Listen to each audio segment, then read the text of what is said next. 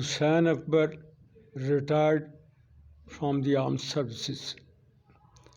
I joined this institution in February 2002, and this way I have completed about 20 years of my service. School کی جو بنیاد رکھی گئی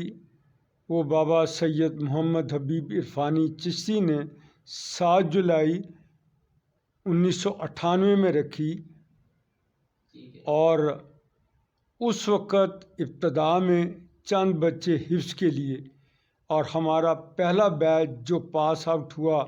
وہ 2004 میں، جس میں 9ویں 10ویں جماعت کا امتحان اکٹھا لیا گیا، اور اب تک تقریباً 400 سے زائد بچے جو ہیں وہ میٹرک اور قرآن مجید میں حفظ کر چکے ہیں۔ اور یہاں میں یہ بات عرض کرنا ضروری سمجھتا ہوں کہ یہاں ہم صرف بچوں کو حفظ ہی نہیں کراتے بلکہ وہ بنیادی تعلیم فقہ کی بھی ساتھ دیتے ہیں، اس بات کو ذہن میں رکھتے ہوئے کہ وہ مولوی نہ بنے لیکن مولوی ڈپینڈنٹ بھی نہ رہے۔ اور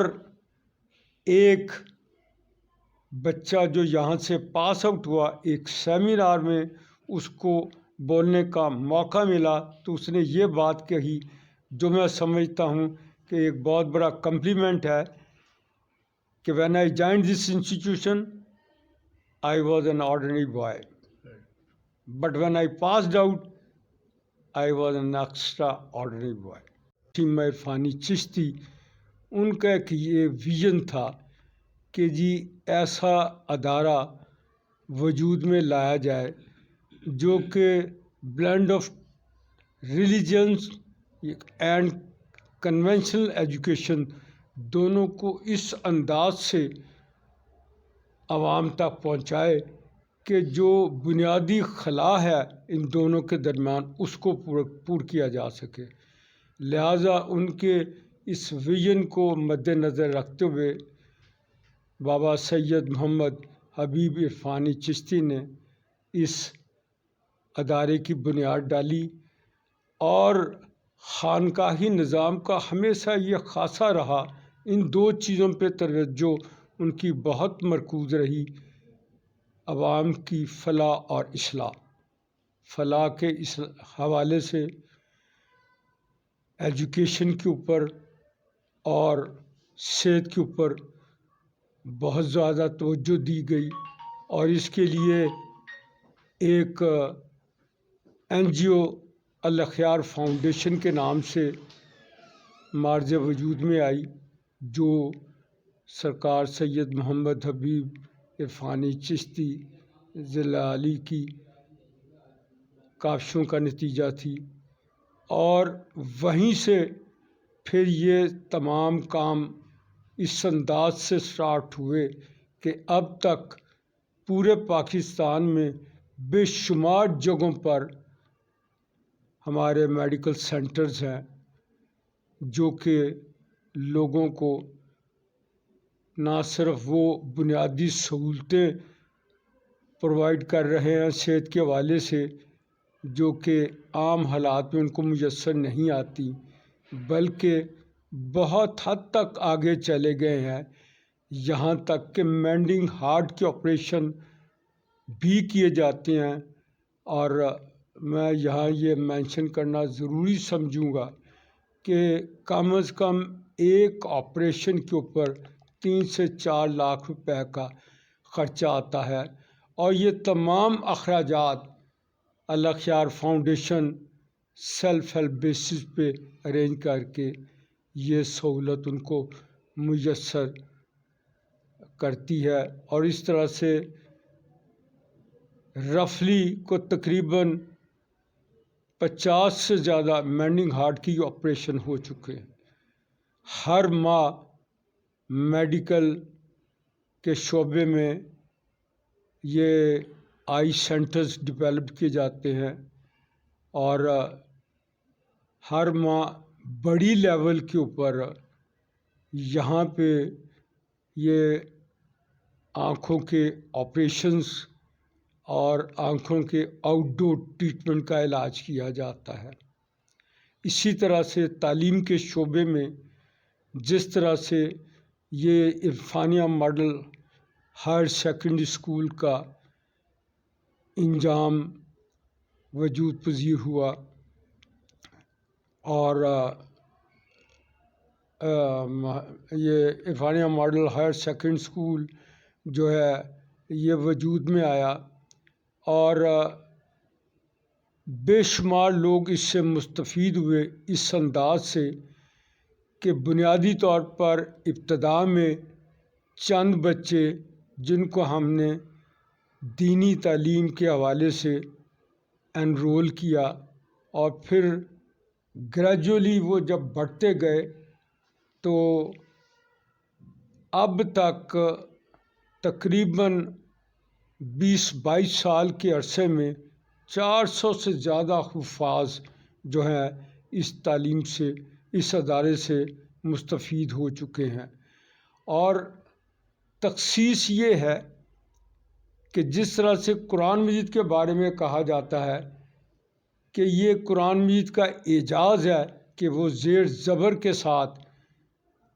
لوگوں کے قلوب میں سما جاتا ہے، اسی طرح سے میں سمجھتا ہوں کہ یہ اس اسکول کا اعجاز ہے کہ یہاں پہ 0 بچے آتے ہیں اور وہ ہیرو بن کے نکلتے ہیں، اس طرح سے کہ بے شمار بچے اس ادارے کے پاسڈ آؤٹ جو ہیں اس وقت بھی ملک کے نامور اسکولوں میں جیسے غلام اسحاق خان یونیورسٹی ہے، گورنمنٹ کالج لاہور یونیورسٹی ہے، لمز ہے، UET ہے اور مختلف میڈیکل انسٹیٹیوشن میں ہمارے بچے نمائندگی کر رہے ہیں۔ تو کہاں تک ماشاء اللہ کلاسز ہیں یہاں پہ؟ یہاں ابھی تک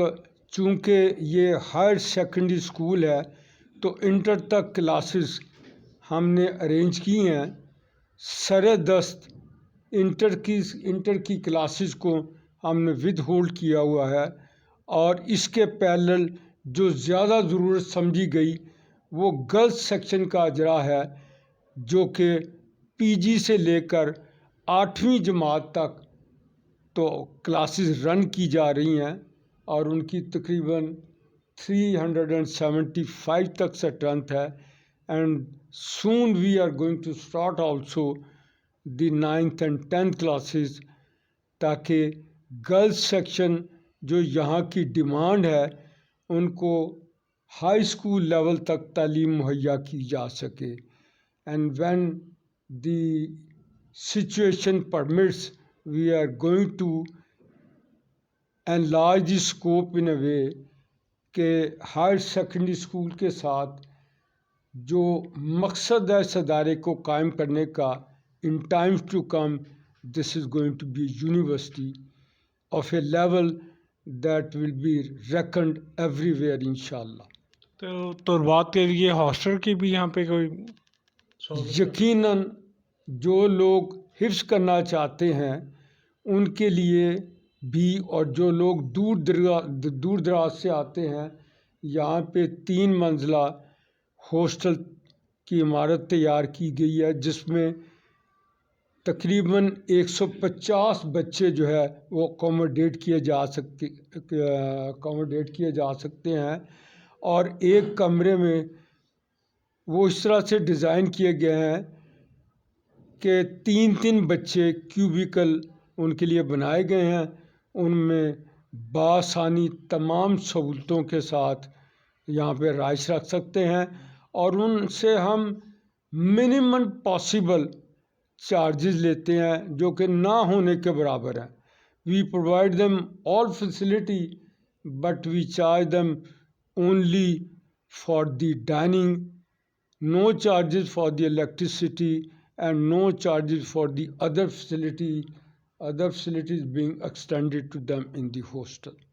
اچھا محترم یہ بتائیں کہ سابقہ لاک ڈاؤن میں کیا صورت آ رہی ہے خاص کر پرائیویٹ اسکولوں کی؟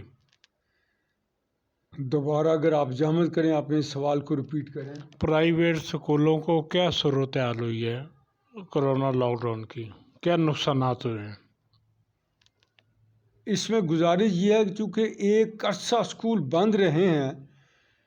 और ये जो एरिया है वैसे ही पसमानदा है, तो